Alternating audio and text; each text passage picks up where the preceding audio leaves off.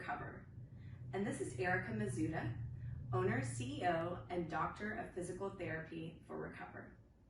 Today we're going to talk about medical treatments used along with physical therapy to treat back pain. But before we get started, be sure to click the like and the subscribe button. So piggybacking off of our last video on back pain, we had some questions. If a patient isn't getting better with physical therapy alone, what are alternate treatment options for the patient?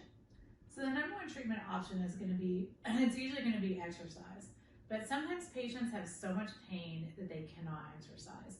So this is where we work with orthopedic surgeons and anesthesiologists in order to have the patient obtain some injections into their spine in order to decrease the pain.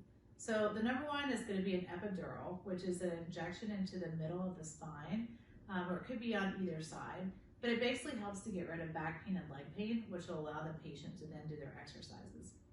That's typically done with a disc bulge. It could be some spinal cord compression.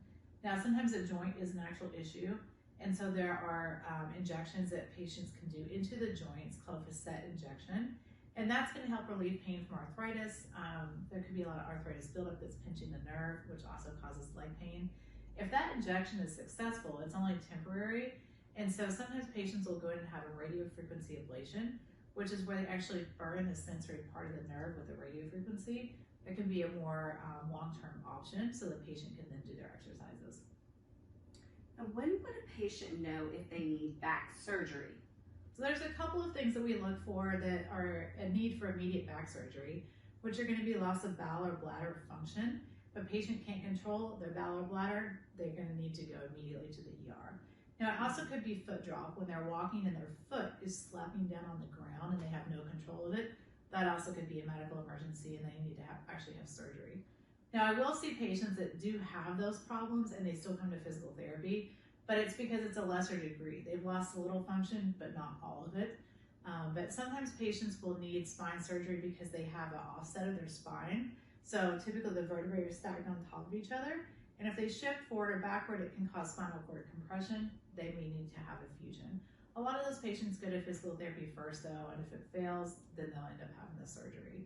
Also, bulging disc, they can have an MRI.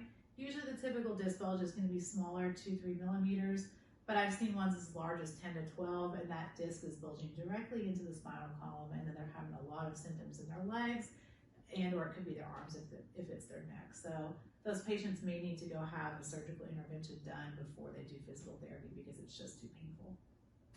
That was great information today regarding alternative treatments for back pain. Stay tuned for more videos from Recover.